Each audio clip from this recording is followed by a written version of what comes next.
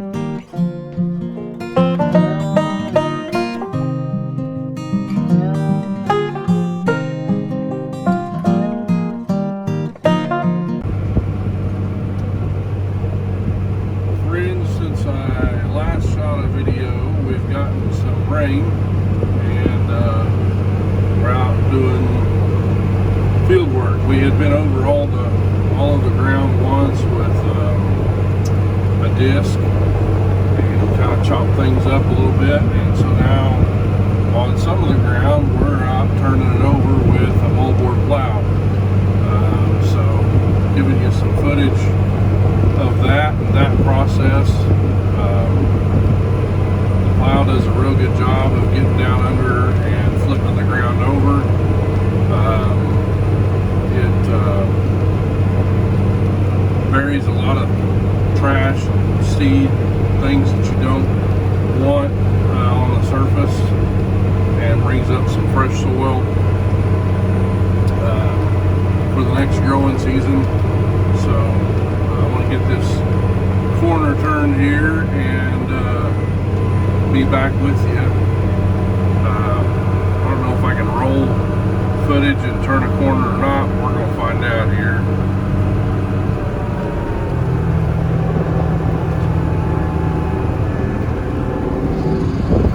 I guess that's a no.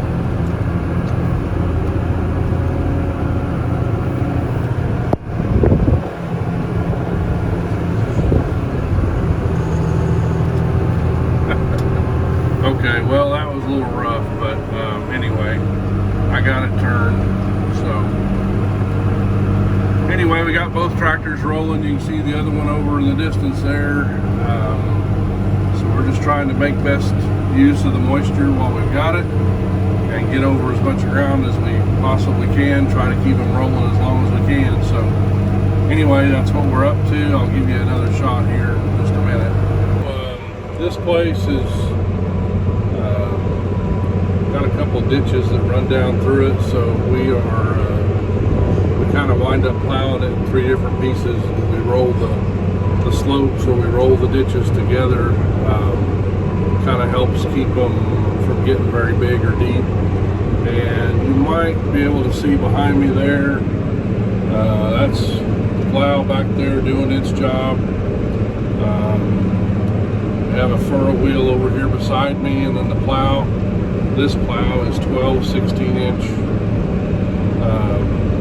That's wrong. This plow is 10 16-inch bottoms.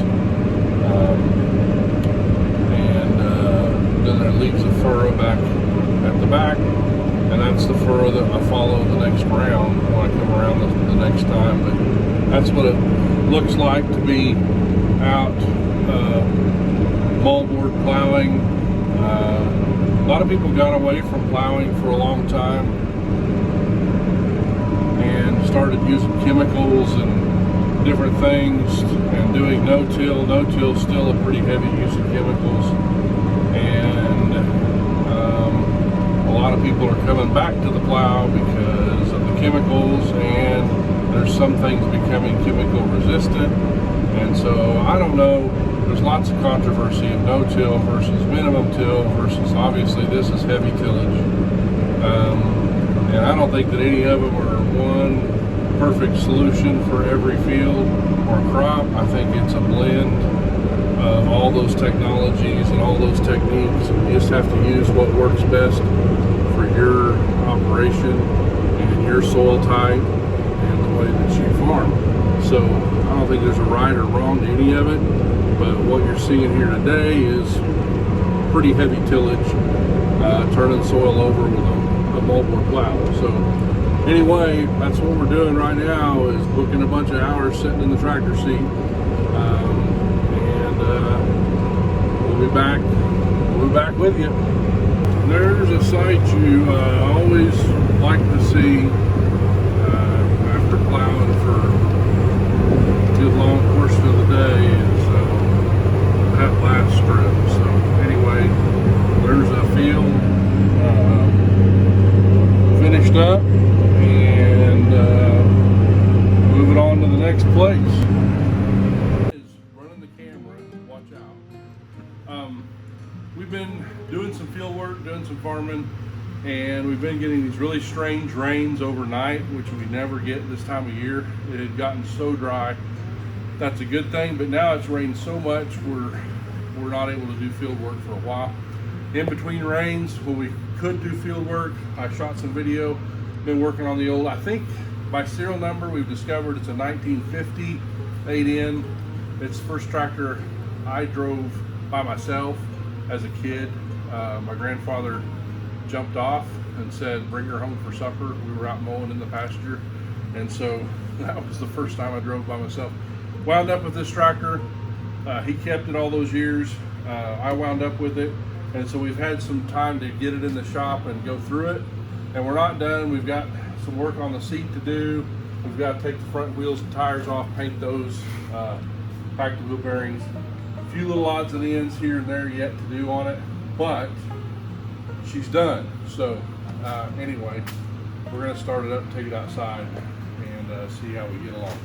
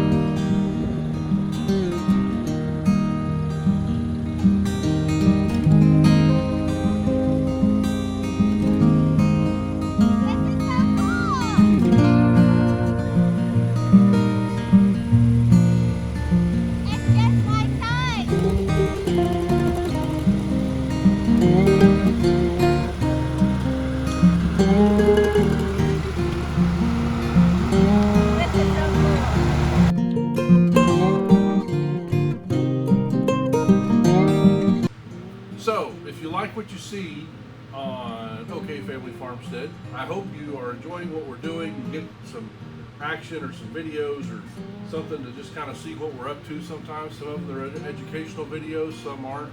But anyway, hope you like what you see. Subscribe, tell somebody about us. Put something in the comments. If you want to see something, you have some questions about any of the things that we're doing, throw it out there. We'd love to converse with you. And that's all I've got for now. Thanks, everybody.